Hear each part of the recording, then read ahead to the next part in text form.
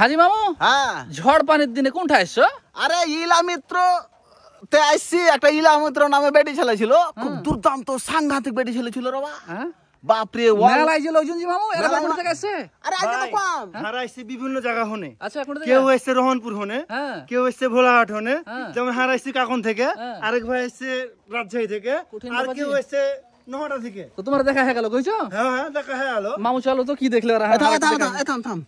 ওই যে ইলা মিত্রকে না দেখলে আমি ছাড়ছি না। হ্যাঁ, আই দেখ ভাই আপনারা দেখা দেখি করেন। ঠিক আছে, যান আপনারা যান, আল্লাহ হাফেজ, আপনারা যান। হ্যাঁ ওর দেখলে ইলা মিত্র দেখ, হ্যাঁ, এই বেটি ছেলে সাংঘাতিক বেটি ছেলে ছিল, বুঝতে পারলি? কোনদিন যে দেখিনি যেমন আগে। জ্ঞানী, হ্যাঁ এই বেটি ছেলে যেমন ছিল জ্ঞানী, হ্যাঁ। তেমন বুদ্ধি, তেমন মানে জনগণ সমর্থক, সব দিকে জোরাল ছিল। আন্দোলনে জোরাল ছিল। আন্দোলন ছিল মানে বাবা কত দিকে ছিল সবাই। পানি পড়ে গেল যে মোবাইলে। পানি এরা পানি ঢুকবে না। যাই হোক, এইটা হচ্ছে সেই সংগ্রহশালা, ইলা মিত্রের সংগ্রহশালা, চমৎকার একটি সংগ্রহশালা। হাজি মামু, হ্যাঁ তুমি কোন দিক দিয়ে চড়ো? তুমি ওদিক দিয়ে চড়ো, তাহলে ধর তুমি ওদিক দিয়ে চড়ো, আমি দিক দিয়ে চড়ি। ইলা মিত্র কত ওরে বাপরে, বেঁচে কেন? বাপরে হাজি মামু, আরে বাহ, রাজকীয় সিঁড়ি করেছে একবারে। কি হবে না, ইলা মিত্র যেরকম না হুম, কাজও ওরকম করেছে। তাই তো জি মামু। বাপ রে বাপ, কি জিনিস রে বাপ। হাজি মামু, হ্যাঁ। এর আগে তুমি আসছিলে এটা? यार আমি বাপ যার মধ্যে দেখিনি, নাম শুনিনি, আজকে দেখছি। হ্যাঁ, জনগণকে দোদা হিসাবে দেখাবো লেগে এসছি। এখন কেউ দেখতে পাবে কি? আমি তো নিজে জানতাম না যে এটা ইলা মিত্র এরকম জায়গা আছে। চলো দেখি সবাই কি আছে এর দেখো। মধ্যে। এত দেখলে দেখ, কঠিন ব্যাপার এত দেখলে দেখ ইলা মিত্র। কঠিন জি মামু। ইলা মিত্রকে এঠে করে ইয়াতি পুলিশে ধরলে ছিল। হ্যাঁ হ্যাঁ হ্যাঁ, পুলিশে ধরে লিয়া গরম টিম কি এরকম করে না, এরকম করে একে নির্যাতন করেছিল। থামো থামো, আগে দেখি তোমার ইতিহাস পরে শুনবো। এই যে জি মামু, রহনপুর স্টেশন জি মামু। হ্যাঁ, রহনপুর রেলওয়ে স্টেশন। এই শুন, হ্যাঁ, এটা ভুল করে লিখেছে মনে হয়। না রহনপুর। রহনপুর এরকম লয়, হ্যাঁ, এরকম লয়। এখন আগলে ছবি মামু। আগলে তাহলে ভারত আর বাংলাদেশ এক জায়গা দিয়েছিল তখন। যাই হোক, এই যে ছোটকালে এই যে ভাই ইলা মিত্র দেখ, ছোটকালকার ছবিটা না? আমাকে চিনি, দেখেছি, মিলতে পারছি। ছোটতে যখন ছিল ইলা মিত্র, বাবার রাজনৈতিক যে কার্যক্রম গুলা সব কিন্তু এই ইলা মিত্র সংগ্রহশালায় কিন্তু এভাবে সুন্দর করে সাইজ করে রেখেছি মামু। হ্যাঁ, হুম। দেখ ইলা মিত্রকে দেখ। 1996 সালে 6 নভেম্বর তেভাগা আন্দোলনের 50 বছর পূর্তি উপলক্ষে নাচল সরকারি মাঠ কলেজে আয়োজিত বিশাল জনসভা মঞ্চে উঠে জনতার উদ্দেশ্যে হাত নেড়ে অভিনন্দন জানাচ্ছেন কে? ইলা মিত্র জি মামু।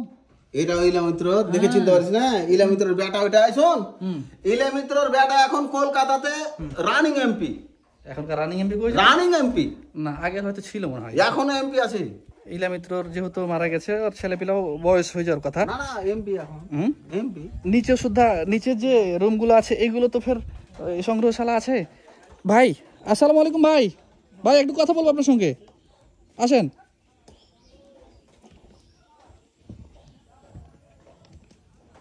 ওদিকে জুতোটা লেছো তুমি। ভাইয়ের নাম কি বললেন? মোহাম্মদ জাফর ইকবাল। জাফর ইকবাল ভাই এখানকার তত্ত্বাবধানের দায়িত্ব রয়েছেন নাকি? ভাই একটু ছোট্ট করে একটু লম্বা ইতিহাস শুনবো না আমরা, যে এই জায়গায় এত সুন্দর সংগ্রহশালা কি কারণে হলো ভাই? এখানে মূলত ইলা মিত্র তেভাগা আন্দোলন করেছিল এবং এখানে যে সাঁওতালেরা পুলিশ মেরেছিল, এই কারণে জায়গাটা বিখ্যাত। এবং আমাদের ইলা মিত্র চলে যাওয়ার পরে কিন্তু এখানে নাচলের রানীর যে একটা শুটিং সিনেমা এখানে হয়েছিল এই তালের গাছগুলোর এই আশপাশে।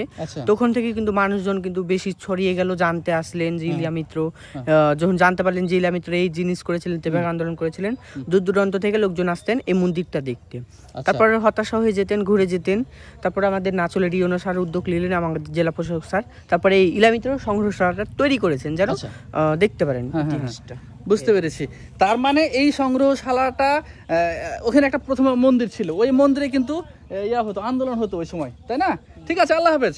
ওই সময় আন্দোলন হতো, মানুষজন দেখতে আসতো তার সংগ্রহশালা বা ওই জায়গাটা দেখতে আসতো, কিন্তু মাটির রাস্তার জন্য আসতে পারতো না, তৃপ্তি পেত না ওইভাবে। মানে এখানে এসে এখন যেটা হচ্ছে যে চমৎকার কিছু ফুলের গাছ লাগানো হয়েছে, একটি সংগ্রহশালা তৈরি করা হয়েছে, এখানেও একটা সংগ্রহশালা রয়েছে। এই ইতিহাসগুলো যখন মানুষ জানছে তখন নতুন করে আকৃষ্ট হচ্ছে। হাজি মামু, তুমি খাসতে গেলে নাকি? কি দেখলে কো? আমি ইলা মিত্র দেখতে এসে দেখনু যে আর যত গলা ইতিহাস আছে। বেটি ছেলে খুব দুর্দান্ত বেটি ছেলে ছিল, তো খুব নাম করা বেটি ছেলে। আচ্ছা, বুঝতে পারলি? হ্যাঁ হ্যাঁ হ্যাঁ ঠিক আছে আমি আছি তোমার সাথে লাও হ্যাঁ দিয়া এই দুর্দান্ত কঠিন মানে সাংঘাতিক বেটি ছেলে ছিল তো এর জনবল যেরকম ধনীও সেরকম অর্থ অবস্থাও সেরকম বেরোনো সেরকম ছিল জনপ্রিয়তা ছিল শোনো হ্যাঁ। এই মহিলা কিন্তু জমিদারের বহু ছিল ওর বাপু জমিদার ছিল হ্যাঁ জমিদারের বহু ছিল অথচ তেভাগা আন্দোলনে কিন্তু জমিদারদের বিরুদ্ধে আন্দোলন করেছে হ্যাঁ কেন আন্দোলন করেছে জমিদারের বিরুদ্ধে জানিস হ্যাঁ।